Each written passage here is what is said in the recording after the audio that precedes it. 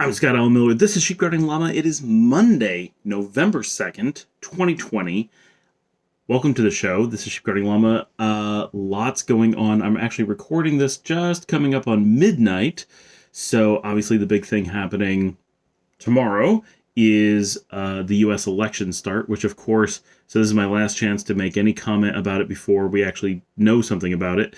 Everyone's terrified of just anything that might happen, both in the actual election and as a result of the election. So that's a bit nerve-wracking, although not thinking about it too much, just because we've already voted. And at this point, there's nothing to do but wait. And in general, we're pretty isolated from things, especially like news and stuff. So what's happening right now as I record this is minutes ago, Hurricane Eta made Category 5 landfall in Puerto Cabeza, Nicaragua, Bilwi, where it's already tearing the trees out. They're expecting up to 6 meters of storm surge in the city of 60,000. The Navy has been evacuating people as quickly as they could, but this went from a tropical depression or tropical storm this morning to a Cat 5 before it made landfall. It was a Cat 4 just off coast, and it's moving at as slowly as 10 kilometers an hour. So Bilwi is expected to have it sit on top of them until Wednesday afternoon.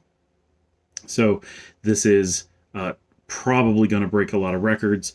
They're expecting a lot of areas like up in the mountains, in the area where we just opened an office, is expected to take up to 5 feet of rain over the time that it's there. So 18 feet of water coming up from below and 5 feet coming down from above.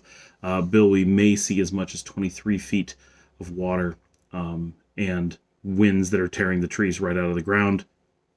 To get started, power is out all through Nicaragua and Honduras. It's going to be really rough, and the storm's going to be over them at least until Friday, at which point it may become a hurricane again in the Gulf.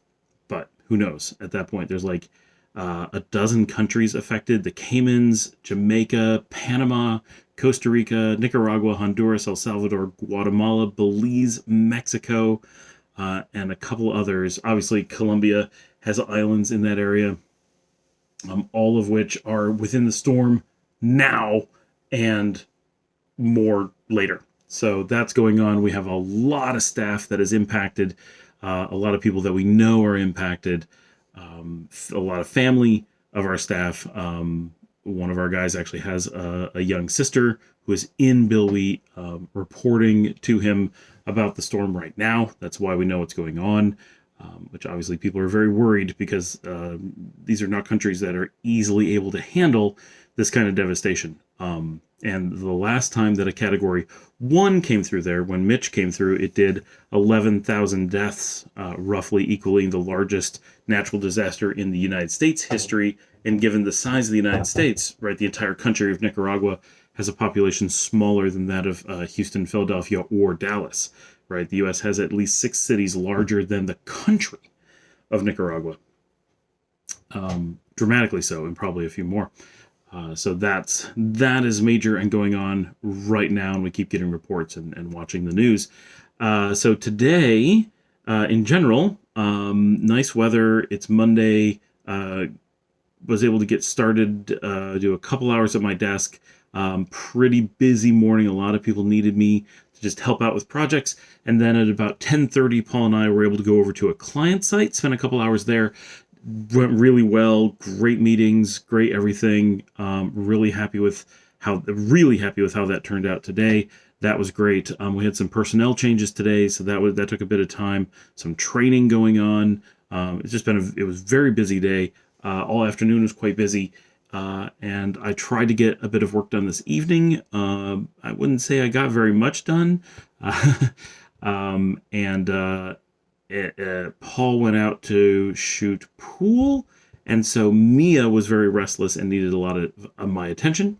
So I spent a bit of time with her, and I watched Wine Country with the dogs and Dominica. Paul and I got lunch at Torchy's Tacos today, which I love and almost never get. It's like every 6 months I get to go. So that was nice. We brought some home, and that was the Monday. So And I did a little tiny bit of work in the garage to start clearing things out. My hope is that we can load the van tomorrow and that I can make a run to the storage unit. Realistically, that may not be possible. I'm really hoping I can go down Wednesday. When I originally said I wanted to go down on Tuesday, I wasn't thinking about the fact that it would be the election. It may not be the best time to be traveling.